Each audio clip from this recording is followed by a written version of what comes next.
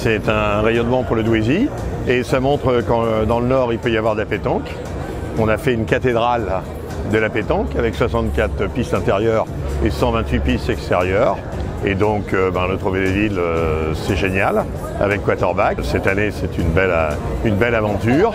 Et on a un planning, je veux dire, dans les mois qui viennent, qui est important ici, dans cet écrin, avec le championnat de France, la Coupe du Monde féminine en triplette et la Coupe d'Europe également. Donc 4 grosses manifestations. On a des projets sur 2026 qui seront très intéressants et qui vont vous étonner. J'en suis certain. Il n'y a que de la pétanque ici, on ne fait rien d'autre. C'est le club le plus important de la Fédération française de pétanque en termes de licenciés. Ici, dans l'après-midi, vous pouvez avoir une centaine, 120 personnes qui jouent, qui s'éclatent, c'est une très bonne chose. Vous avez des écoles qui viennent également, vous avez des associations qui viennent également, vous avez des entreprises qui viennent. Donc il y a une équipe de bénévoles très importante dans le club qui donne beaucoup. On a apporté cet écrin, on apporte des financements bien sûr, parce qu'autrement on ne ferait pas ce qu'on ferait.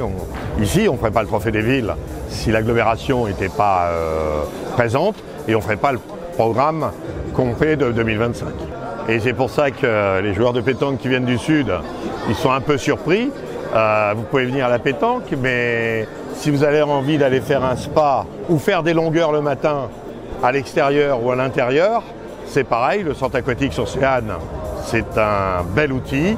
Et là, entre deux, nous avons la patinoire que nous avons ouvert il y a quelques mois.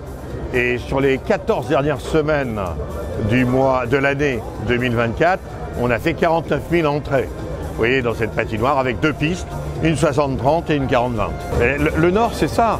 Regardez, le Nord va accueillir également le grand départ du Tour de France, avec une équipe département du Nord, région des Hauts-de-France et la métropole européenne de Lille, qui sont allés chercher, j'en fais partie, avec Christian Prudhomme, le grand départ.